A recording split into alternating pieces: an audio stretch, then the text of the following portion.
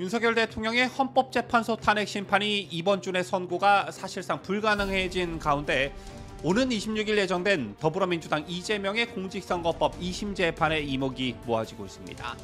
윤석열 대통령 탄핵 심판에 미칠 영향과 관련해 여러 가지 해석이 나오는가 하면 이재명 개인의 재판이 아닌 나라의 국운이 결정될 수도 있는 매우 중요한 재판이라는 평가가 지배적인데요. 그런데 이재명 2심 재판과 관련해 절대 안심할 수 없다는 분석이 나오고 있습니다. 왜 이런 분석이 제기되고 있는지 잠시 보도합니다.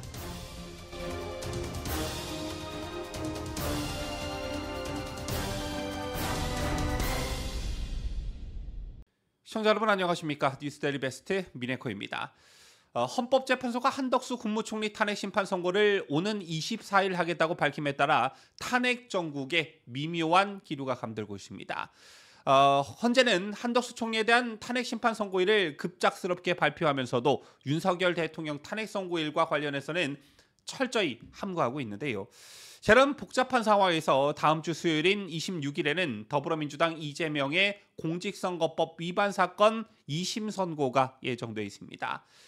따라서 헌법재판소가 이재명 2심 선고 날짜에 중첩시켜 윤 대통령 탄핵 선고를 할 가능성은 희박하다는 게 일단은 중론이지요. 진영 대결이 벌어지고 있는 두 개의 사건에 대한 판결이 동시다발적으로 진행될 경우에 국민적 갈등을 극대화시킬 우려가 크다라는 것이고 자칫 잘못하다가는 유혈 사태가 일어날 수도 있다는 그런 우려 때문입니다.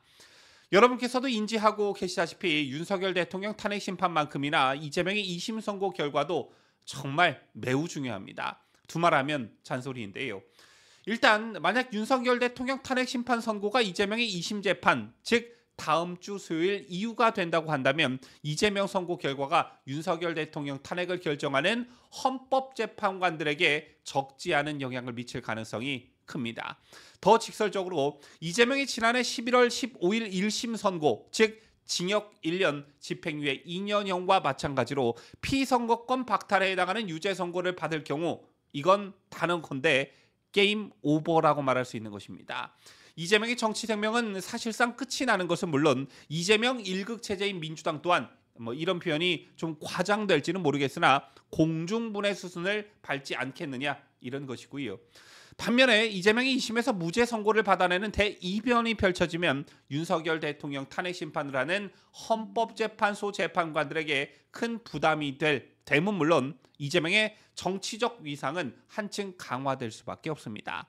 또한 이재명도 살고 윤석열 대통령도 탄핵이 각하 또는 기각돼 직무에 복귀한다고 해도 남은 임기 동안 극한 대립이 예상되기 때문에 상당히 혼란스러운 정국이 계속해서 이어질 것이다 라는 것은 누구나 예측 가능한 부분입니다.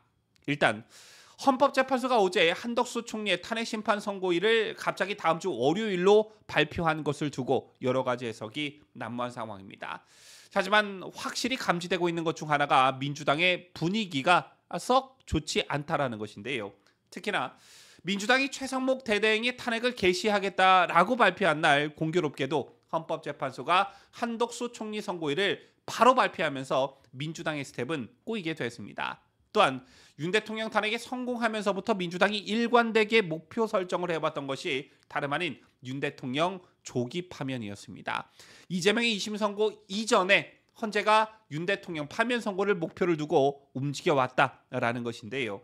저런 맥락에서 한덕수 총리를 탄핵하는 것도 윤 대통령 조기 탄핵에 협조하지 않았기 때문이라고 볼 수 있습니다. 그런데 민주당의 이러한 지상 최대의 목표는 실패로 돌아가고 있죠.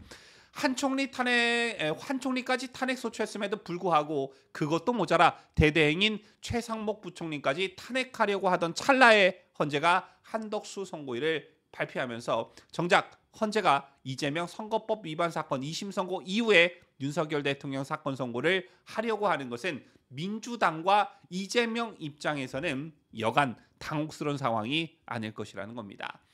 자, 이런 점들을 고려해 볼 때 헌법재판소의 기류가 이재명과 민주당의 뜻대로 잘 돌아가고 있지 않다. 이 정도의 분석은 거의 확실한 듯 보여집니다. 다시 말해 헌법재판관 8명 간의 의견 불일치가 심각한 수준이다라는 것을 명확히 알 수 있다 이런 것인데요. 이런 상황에서 이재명 선거법 위반 2심 선고가 헌법재판소 탄핵 심판에 미칠 영향에도 관심이 모아지고 있습니다. 자, 만약 오는 26일 2심 재판에서 이재명이 당선 무효형을 받을 경우 대통령 탄핵 심판에서 기각이나 각하 기류가 탄력을 받을 수 있다라는 것인데요. 혹여나 아직 마음의 결정을 하지 못한 중도 보수 성향 헌법재판관들이 있다면 기각이나 각하를 결심하는 계기가 될 수 있다는 것이고, 우리 법 연구가 주신 좌파 성향 헌재 재판관들도 이재명이 나가리가 된 상황에서 굳이 죽자 살자 윤 대통령의 탄핵에 힘을 쓸 명분이 사라진다는 것입니다. 그래서 정말 다음 주 수요일 이재명의 항소심 재판이 중요한 것인데요. 이건 우리나라를 위해서도 매우 중요한 일입니다. 아무리 정치권에 있는 사람들이 그 나물에 그 밥, 그놈이 그놈이라고는 하나 이재명이 있는 것과 없는 것은 정말 천지 차이라는 것이고, 만약 윤석열 대통령이 직무에 복귀하신다고 해도 정치 개혁에 큰 걸림돌로 작용하는 이재명이라는 큰 돌이 치어지는 것과 그렇지 않은 것은 정말 큰 차이가 날 수밖에 없습니다. 자, 그렇다면 이재명의 선거법 항소심 재판은 어떻게 예측해 볼 수 있을까요? 자, 아마 이번 주말이나 선고일인 수요일 직전까지 이 재판을 전망하는 보도나 유튜브 방송들이 넘쳐날 것으로 보는데, 자, 일단 참 암울한 현실이기는 하지만 어쩔 수 없이 판사의 성향을 따지지 않을 수 없습니다. 이재명의 2심 재판부는 최은정, 이예슬, 정재호 판사 3인으로 구성되어 있습니다. 이 중 정재호 판사의 경우 여권 지지층에서 좌파 성향이 뚜렷하다라는 평가를 받고 있습니다. 이 부분이 바로 긴장할 수밖에 없는 그런 부분이다라고 말씀드릴 수 있겠는데요. 법조계 사정에 밝은 서정욱 변호사는 자신의 유튜브 방송을 통해 정 판사의 이력을 전하면서 제가 볼 땐 판사 리스크가 심상치 않다며, 정재호 부장판사는 매우 심각하다. 이 사람은 2005년에 동성 커플 간의 혼인을 위한 법 제정이 필요하다고 밝힌 바 있다라고 전했습니다. 실제 정 판사의 이력을 살펴보면 다소 좌파적인 행보가 뚜렷하다는 것을 알 수가 있습니다. 1969년 전라도 광주 태생인 정 판사는 좌파 성향의 우리법 연구회 출신이고요. 실제 2005년에 동성 커플 피부양자 인정 판결과 동성 혼인을 위한 법 제정이 필요하다는 취지의 논문을 작성하기도 했습니다. 가장 위험한 요소, 고향이 전라도, 그리고 우리법 연구회 출신, 이 두 가지 이력을 다 가지고 있는 판사가 바로 정재호 판사라는 것입니다. 게다가 정 판사는 이재명 2심 재판부에서 가장 선배 기수에 해당되고, 정 판사가 졸업한 살레시오 고등학교는 민주당 김남국 의원과 좌파 성향 역사학자 황연필 씨가 나온 학교이기도 합니다. 그렇기 때문에 여권 지지층에서는 정 판사에 대한 우려의 목소리가 제기될 수밖에 없는 것인데요. 반면 정 판사의 성향을 가지고 너무 큰 우려를 할 필요는 없다라는 반론도 제기되고 있습니다. 정 판사가 최은정, 이예슬 판사 등과 함께 진행한 서울고법 형사 6부 판결 내용을 살펴보면 정치 평양을 단정짓기 어려운 힘든 부분들이 존재하는 것 또한 사실이기 때문입니다. 이들 재판부는 구체적으로 비밀 녹음 장치 설치, 국정원 수사관 무죄, 고발사주 손중성 검사 무죄, 최가공 의원의 조국 아들 인턴허위 사실 공표 혐의 유죄를 선고한 바 있습니다. 좌파 진영 인사에 대해서는 유죄를 선고한 반면 좌파 진영의 반발이 심한 검찰에겐 무죄를 선고한 것인데요. 이러한 내용들은 만약 이재명이 2심에서 100만 원 이상의 유죄를 선고받게 되면 민주당 지지자들이 반발할 만한 그런 부분으로 비춰지는 대목이라 할 수 있습니다.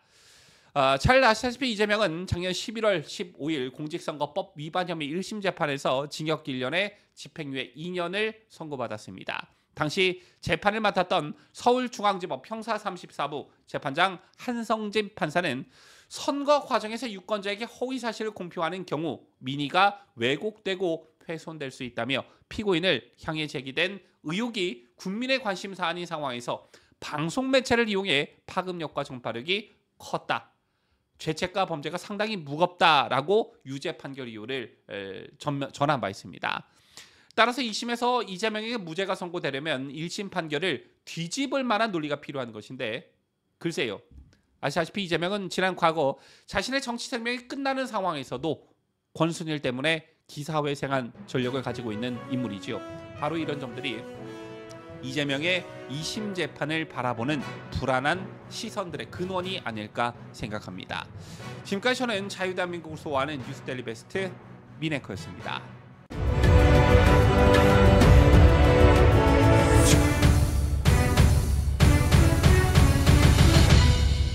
함께해요. 뉴스데일리 베스트.